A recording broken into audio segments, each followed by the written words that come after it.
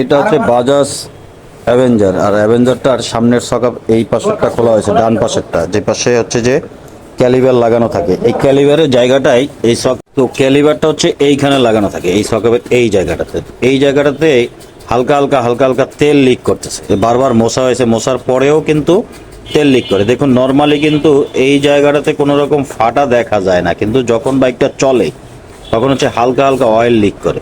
এইটা আসলে রিপেয়ার করা যাবে যদি এই ধরনের সমস্যা আপনাদের হয়, যে ক্যালিভারের যেখানে লাগানো থাকে বাজাজ হোক বা অন্য কোম্পানির বাইকে হোক, তখন এই জায়গাগুলোতে একটু চেক করে দেখবেন মুছে, যে এখান থেকে অয়েল লিক করে কিনা। কিছুক্ষণ চালালে বা দু একদিন চালানোর পরে এই জায়গাটা দিয়ে অয়েল লিক করে হালকা হালকা, হয়তো ফেটে গেছে। এইটা এখন আসলে এইভাবে বোঝা যায় না, গ্যাসে হিট দেওয়ার পরে দেখতে হবে যে এখানে কোনো রকম লিক আছে কিনা। যদি লিক থাকে সেই ক্ষেত্রে অবশ্যই লিক আছে, ফাটা আছে, কারণ ক্যালিভারের সাথে এই জায়গাটা লাগানো থাকে, হাইড্রোলিক ব্রেক করা হয় প্রেশার পড়ে, প্রেশারের কারণে বা অনেক সময় জোরে যদি কোথাও ধাক্কা লাগে তখন কিন্তু এই গোড়ার এই জায়গা থেকে অনেক সময় ফেটে যায়, হালকা করে ফেটে যায়। এগুলো জ্বালাই করে রিপেয়ার করা যায়। যদি আপনার সাথে এরকমটা হয় তাহলে অবশ্যই একটু খুলে চেক করে দেখবেন যে লিক আছে কিনা। যদি লিক থাকে সেই ক্ষেত্রে আপনারা জ্বালাই করে রিপেয়ার করে চালাবেন। এটা এই অ্যাভেঞ্জারটাতে হয়েছে, অন্য মোটরসাইকেলও কিন্তু হতে পারে। বারবার মোছার পরে পরিষ্কার করার পরে এই সব জায়গাগুলোতে এইগুলো নিচের থেকে অনেক সময় ফেটে যায়।